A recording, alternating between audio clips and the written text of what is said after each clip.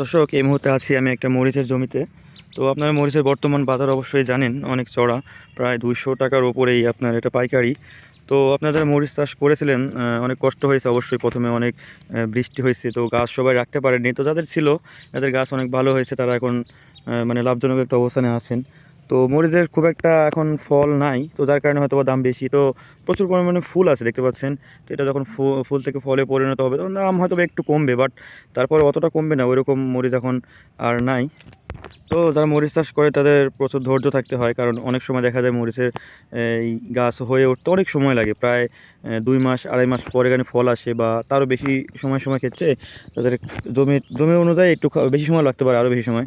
এতে গাছটা দেখতে পাচ্ছেন অনেক সুন্দর, গাছে কোনো রোগ নাই, আর এত পরিমাণে ফুল আসছে।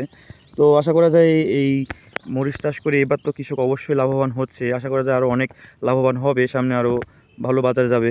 তো ভিডিও এ পর্যন্তই। ভালো লাগলে অবশ্যই সবাই সাপোর্ট করবেন, একটু পাশে থাকবেন। ধন্যবাদ।